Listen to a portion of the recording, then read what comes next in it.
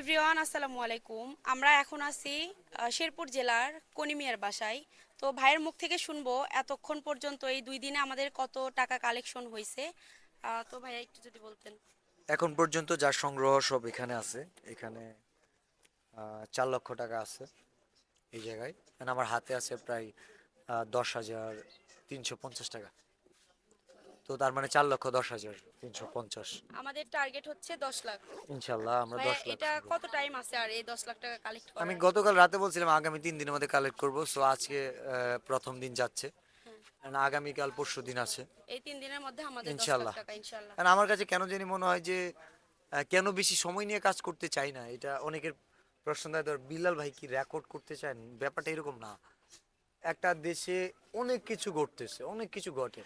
এখানে যদি একটা ফান্ড কালেক্টের জন্য আমি 1 মাস টাইম নেই বা কোনো একটা টার্গেট নিয়ে কাজ না করি, তাহলে ওই ফান্ড কালেক্টের এনার্জিটা থাকবে না। জি ভাইয়া। না নিজের আগাবো, না অন্যরা আগাবে, তাই তো? জি ভাইয়া। যে কারণে আমরা কম সময়ে নেই, যেন কি হইলো, একই সাথে মানুষ দেখতেছে, আবার একই সাথে মানুষ হেল্পও করতেছে।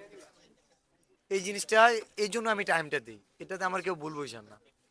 আচ্ছা, ঠিক আছে। আমি এখন পর্যন্ত কোনো ফান্ড কালেক্ট করি নাই, তবে ইনশাল্লাহ আজকে থেকে করব। অ্যান্ড 2-4 জনের সাথে কথা হয়েছে, অ্যান্ড বিগ অ্যামাউন্ট দিতে চাইছে। আর ভাইয়াকে একটু ইনশাল্লাহ রিকোয়েস্ট আমি করব। আশাবাদী, তোমার কাছ থেকে আহ, আমরা এর আগে 2,40,000 পাইছি। হ্যাঁ।